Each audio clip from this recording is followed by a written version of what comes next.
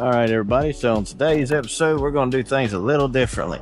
We are going to try to cook. We're going to do some rod reviews. Mainly, we're going to talk about the rods that I use. And we're going to try to fish because for some unknown reason, Mother Nature decided to give us a 65-degree day in the end of December. We're going to take advantage of it. So let's go.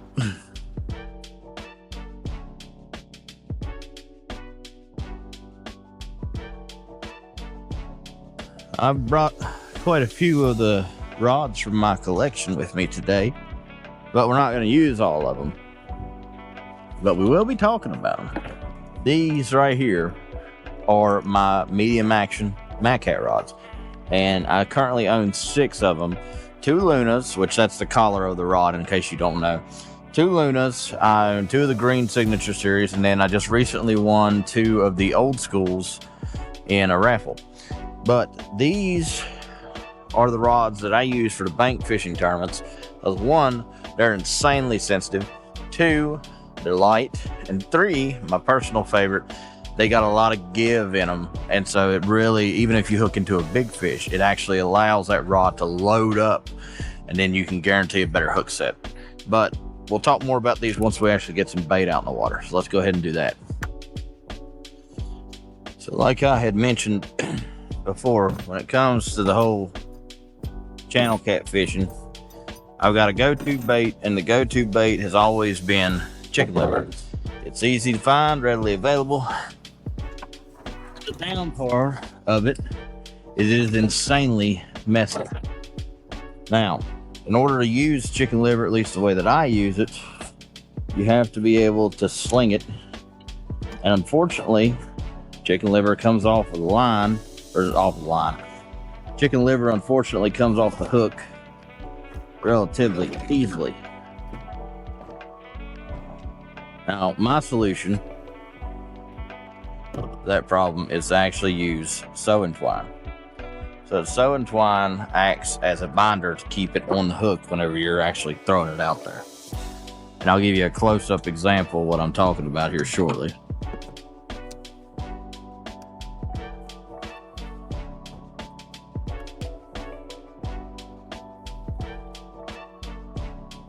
What you're going to do is when you get the piece out, you can't just take that whole chunk. If you do that, you're going to cause problems for yourself. You only need a piece about this big, especially this time of year. Just go ahead and thread that through your hook as many times as you can. Now, once you've got it threaded through, you just take a little bit of this, and this is the key part here. Do not tie this in a knot. You take the twine, you pinch it at the top of your hook, and you just wrap around that liver. And what this is going to do is this allows the liver to stay on the hook, and it makes it harder for those little guys to just pick it off. We're already using a soft, small bait as is, but this just makes it that much more difficult for them to get it off the hook. And it's not foolproof, but it works. It's better than nothing.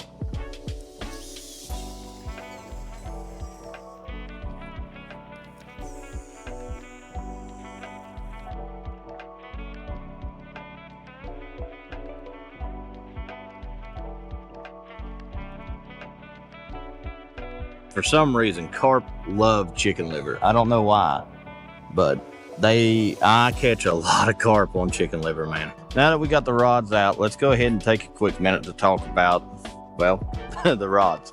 So if you've been following me on TikTok or even here for a long time, you know that I'm a huge Madkatz fan. And for years, all I ran were these right here. This is a medium heavy bolt.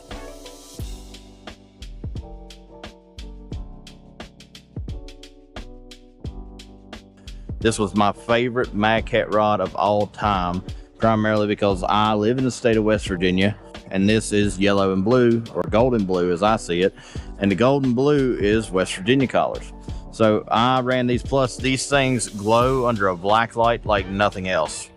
The other thing with the bolts was this tip wasn't solid yellow. This actually will glow in the dark if you expose it to light. So way back in the day before, you know, black light fishing became a thing, the common thing to do was to either attach bells or some kind of bite alert to your actual rod.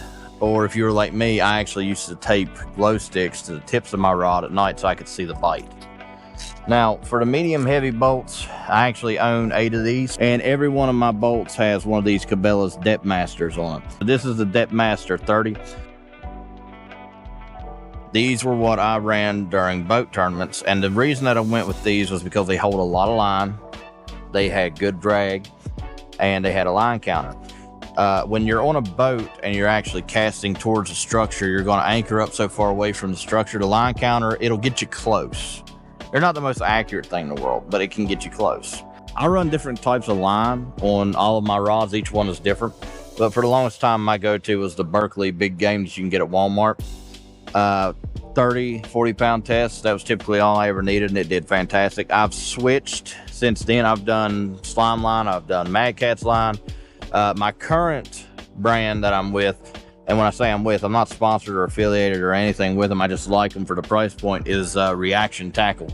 You can get a 2-pound spool of 40 pound for $20. I'll take that deal all day long. And I haven't noticed any kind of bad quality control, anything like that. These right here, for me, this is a universal rod. This can handle big fish. This can handle little fish. It's a little bit of overkill for channel catfishing, but this was my go-to forever. And I still love I still run these. I did not replace them. I run a rod until they break. And even though I have a bunch of rods, the vast majority of them, I either won in like raffles or tournaments, a sponsor got them for me or something like that. But I don't retire rods until they break. So I'll probably be running the bolts for a long time. And I've already made up my mind that when the bolts do break, I'll be switching to the Luna. But so anyway, that's a medium heavy bolt with a Depth Master 30 on it.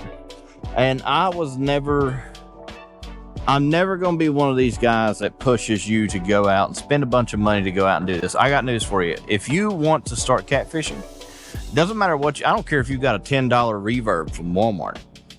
Go get you some sinkers. You might need to change the line on it, but go out and give it a shot. When I first started catfishing when I was a kid, that is what I fished on, were those cheapo Shakespeare rods from Walmart. The long story short of what I'm getting at with that is, don't be convinced just because I run a particular rod or a particular reel that that's what you need to go out here and have fun. You don't need to use what I use to have fun. Everyone is entitled to their opinion. Everyone has their opinion on what they like. I've ran Madkatz. I've ran Catch the Fever. I've run Tangling with Catfish. I've ran Ugly Stick. I don't have anything bad to say about any of them. The only thing that I have to say that I like about Madkatz is their customer service, man, and their state record program's pretty sweet. For those of you who don't know, if you actually catch a state record on a Madkatz rod, you get to make your own rod, and they'll cut you a check for some of the profits of that rod for as long as they sell it.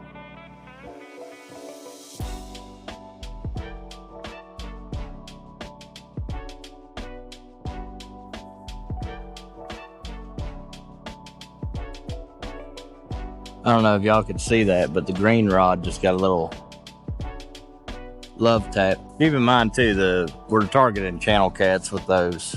Even though it's 65 degrees, the water temp is still pretty cold. But you miss every shot you don't take. I'm gonna pull out 2 right here beside each other and show you something. So, this is a Luna Heavy. This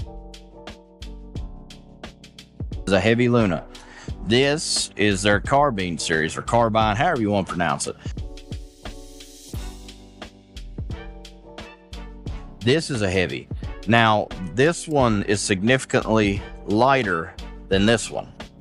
And that was the whole Carbine's, I guess, claim to fame, if you will. And I love the Carbines. 1, they were a gorgeous looking rod. And 2, they were the first ones to ever introduce this like golf grip style. And I really like the golf grip. No problems with the EVA foam whatsoever, but I do enjoy this golf grip that they put on these. These heavy carbines feel like a toy almost. That's how light they are. And even though they're a heavy rod and they got a stiff backbone, they still have a very sensitive tip. And the same applies to the regular Madkatz Heavy. As again, so this is a Heavy Luna. Very stiff backbone on this rod, very sensitive tip. I use these a lot of times when I was suspend fishing. That's where my heavies would come into play, because when I'm suspend fishing, I don't want a whole lot of give if I'm running mono. If I was running braid, it'd be a little different because something has to give somewhere. But for these particular rods, these were used for suspended rods off the side of the boat. And both of these are equipped with an Akuma. This one's equipped with an Akuma cold water. I'm not a big guy on spending money on reels and high dollar stuff. The Depth Masters that are on all of my bolts, those are like a $60 reel, and I've never had a single issue out of them. This is one of the more expensive reels that I do own. I do love this reel. It's one of my favorites, but I cannot bring myself to drop $100 per reel. And I know I'm going to get roasted in the comments over that, but that's just me. And me personally, again, Luna is, when I switch from the bolts, this will be what I'm going to. I love the looks of these rods.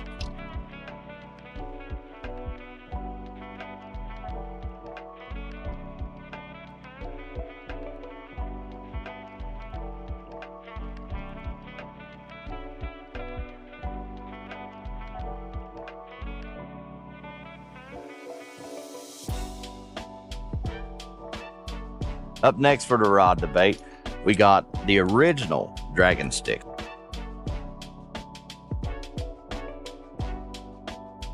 So Madkatz actually released a new version of this. It's green and red instead of orange and silver. I got this down in Rockingham. Those of you who don't know, so Madkatz is in Rockingham, North Carolina. They have a fantastic shop down there. I love going in there. They have secondhand rods available. So they're rods that either their pro staff or some of their customers have brought back in that they're reselling at a cheaper rate or cheaper price, whatever you want to call it. This was one of those rods. I actually picked this up for, I think I got this rod for 60 bucks, but this is a bumping rod. And you can see that by the long shank here. So what this is essentially, for you bass fishermen out there, think of bumping almost as jigging, or what other people might call walking bait. You'll use a cannonball sinker with the sinker on the bottom, so it'd be like a drop rig, if you will. Your sinker will be on the bottom on a 3-way swivel. Your main bait line will come off with a kicker, and what you're doing is you'll be in current. You pick it up, let it fall, pick it up, let it fall, and the current is pushing your bait back farther as you go, and you're letting line out as you go as well. And you're essentially just walking the bait back until a fish hits it, or until you reel up and decide to move it around. Now, this Dragon Stick was used long before I got it, so unfortunately it did have chips in the paint and stuff, but again, it's a secondhand rod. You get what you pay for. This one is equipped with a pin squall too. Listen, I know it seems like I spend a lot of money on these reels and stuff, but I don't, I promise. This was, again, one of the only exceptions. In fact, Wawa down at Madkatz, him and my buddy Kurt convinced me to buy this the day I bought this. And this is, again, one of the more expensive reels that I own. But again, you don't need to do this. You can actually go and get the Pissy Fun reels, the low pros, for I think like 60 bucks. You can find them on sale. They do just as fine. But so this reel and this rod and reel actually stays on my kayak. And that brings me to my next point. These bad boys right here are my favorite. And they're my favorite because, again, I do fish out of a boat, but I still prefer to fish out of a kayak. So these are the Madkatz shorties.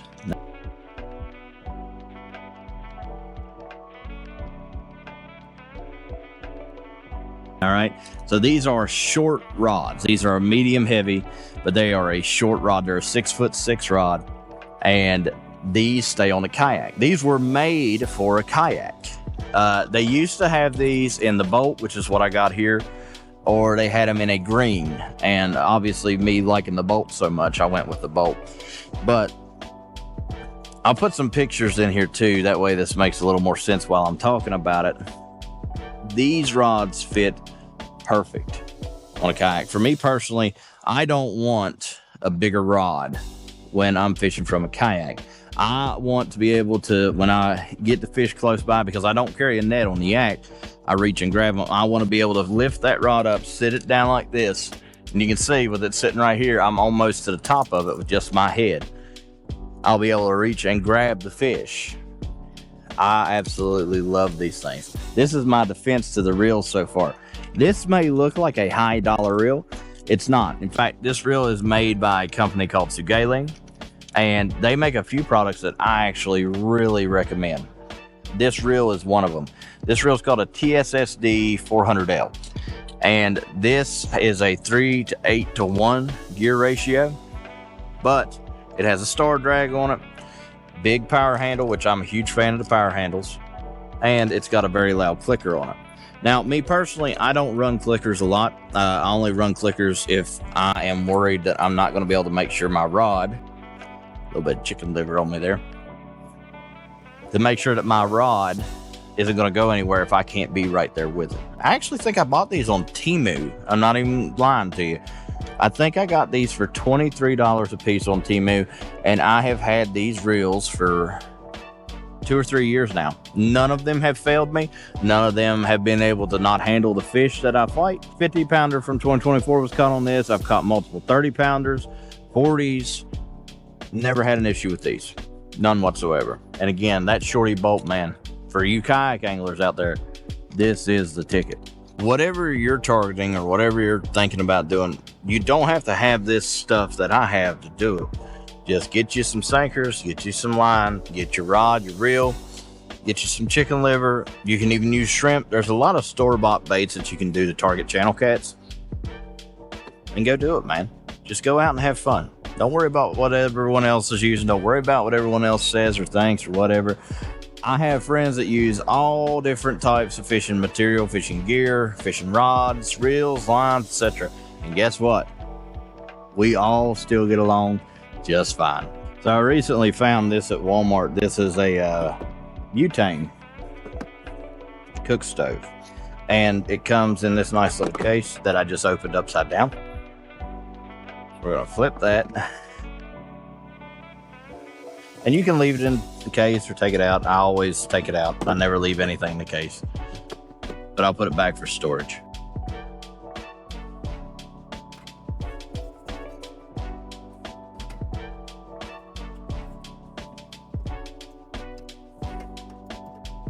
So the cool thing about this versus my 2-burner cook stove is how portable it is. Plus, you get these little cylinders instead of the big fat propane cylinders. But if you're using one of these, make sure there's a groove right here. That little tab has to go right there or nothing's going to work.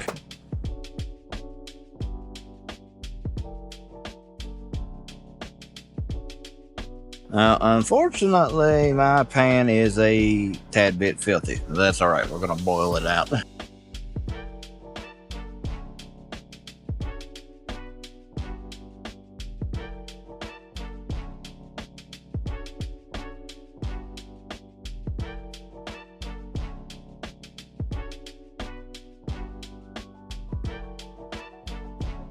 Hindsight's 2020. I should have washed my pan before I came out here to do this today. Oh well. Well, while we're waiting on that, might as well go ahead and prep it.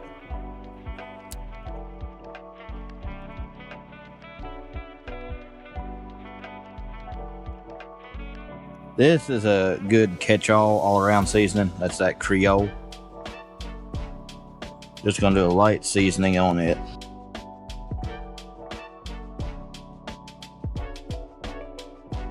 That's about as clean as I think we're gonna get that, so it'll have to work.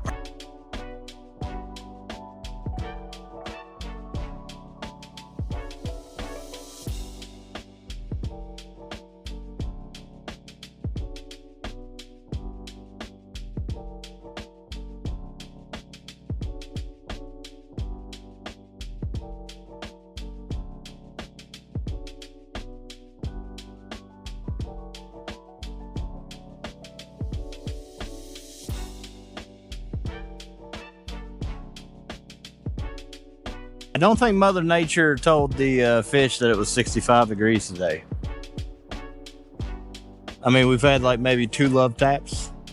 And to be completely honest with you, there's a high possibility those are water dogs. If you don't know what a water dog is, it's a giant salamander.